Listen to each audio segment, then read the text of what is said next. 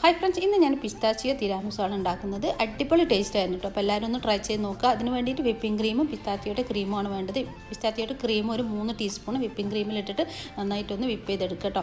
എന്നിട്ട് ഇതിലേക്കുള്ള ബിസ്ക്കറ്റ് ഇതാണ് എടുത്തത് കേട്ടോ. തിരാമിസിൻ്റെ ബിസ്ക്കറ്റാണ്. ഇനി നമുക്ക് കോഫി ഒന്ന് വെള്ളത്തിൽ കലക്കി വെക്കണം. ഒരു അരക്കപ്പ് ചുടുവെള്ളത്തിൽ കോഫി 1 ടീസ്പൂൺ കലക്കി വെക്കുക. ഇനി നമുക്ക് സെറ്റ് ചെയ്തെടുക്കാം.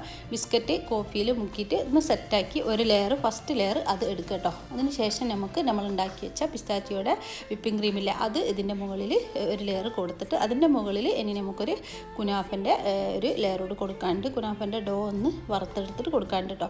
അപ്പോൾ ഞാൻ എന്താ കുനാഫൻ്റെ ഡോ ഒന്ന് വറുത്തെടുക്കുകയാണ്. അതിലേക്ക് പിസ്താച്ചിയോയുടെ ക്രീം കൂടി ഇട്ടിട്ട് നല്ല ടേസ്റ്റാണ് ഇങ്ങനെ വരുമ്പോൾ. അപ്പോൾ എല്ലാവരും ഒന്ന് ട്രൈ ചെയ്ത് നോക്കുക.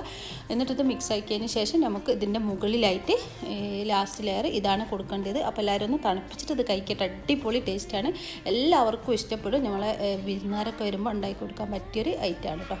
ബൈ.